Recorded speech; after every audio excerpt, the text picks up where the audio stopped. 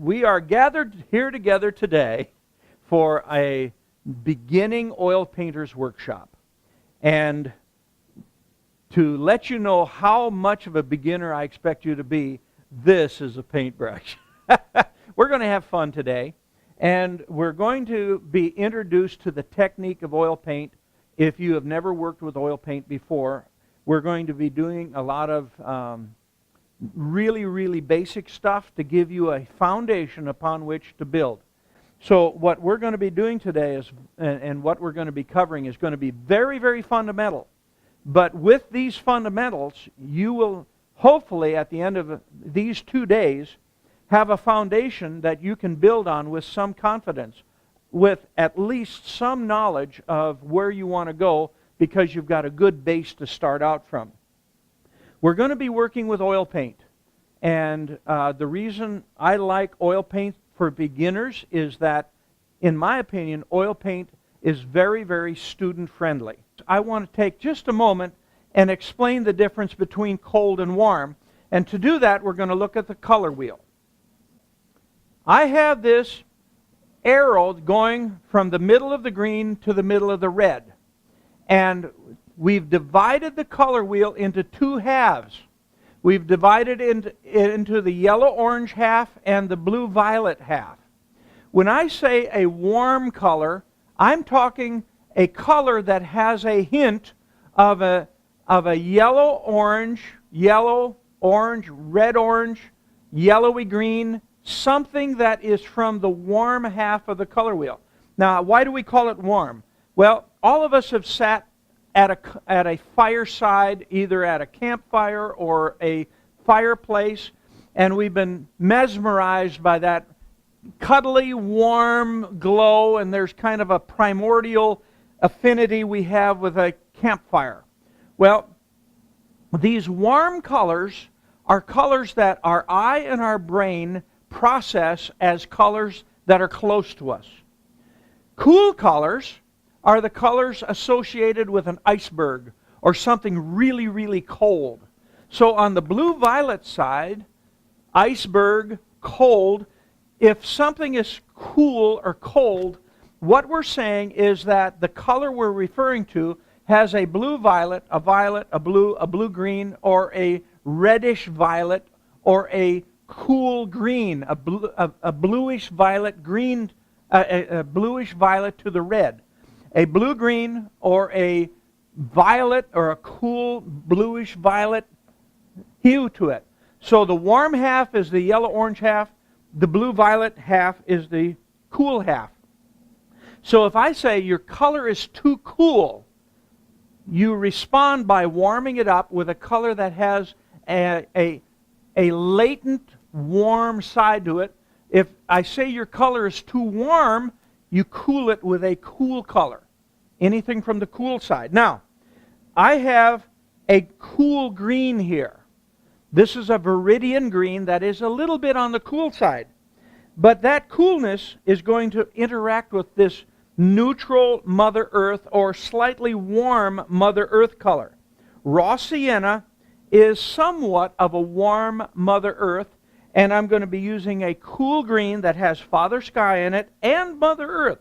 Mother Earth and Father Sky have already been married, and they've produced this child that's called viridian green. Before we go on to the next phase of our workshop, I want to talk to you a little bit about complementary colors. The color wheel is something that has been perfected over a period of many years, and it has to do with our primary colors, secondary colors, tertiary colors, how they work with one another. There's things called analogous colors and the color triad and all these things. There's a real science associated with the color wheel. The number one thing that I wanted to call your attention to was what we discussed earlier, which was the difference between a warm and a cool color. Now I want to take just a moment and talk to you about complementary colors. You'll notice that I have this arrow that goes from the green to the red, which divides the color wheel in half. Warm half, cold half. But let's take a look at what happens if we go to a red-orange.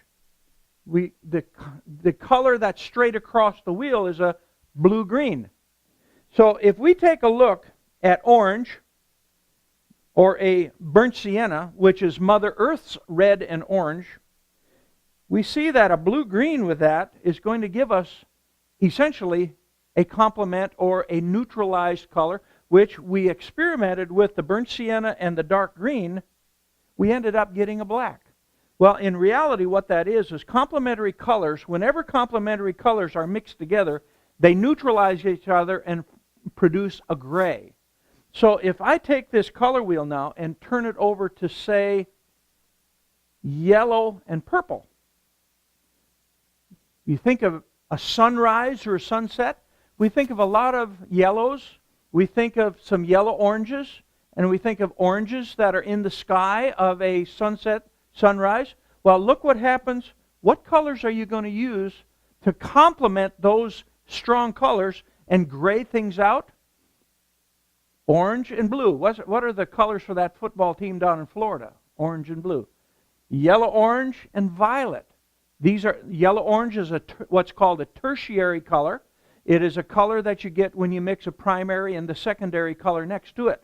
It's a tertiary color, so you have a tertiary color of blue-violet that goes with it. Now, thinking in terms of, say, a cloud or a series of clouds in a sunrise or sunset, they're going to have to be neutralized or grayed a little bit. So if you've got some yellow-orange or sun-drenched clouds, but it's a cloud there, the way you get it is to use the complements on it. So complementary color is defined as any two colors that are opposite each other on the color wheel. Any two colors that are opposite one another on the color wheel. So when we do a landscape with a lot of, if it's a summer type of landscape, we have the summer greens. If it's a spring landscape, we have the spring greens.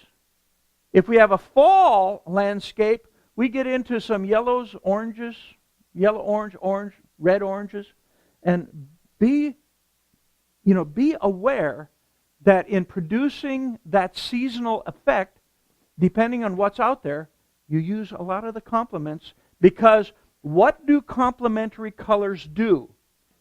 Complementary colors make each other look their best when they're side by side. If you have an orange flower, if you can put something blue or a bluish color around it, that orange looks its best when it has a blue neighbor. Yellow looks its best when it has a purple neighbor. Green looks its best when it has a red neighbor, and vice versa.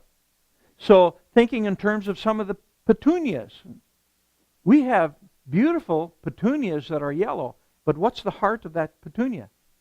It's purple. If you have a red flower, how often do you see blues around it?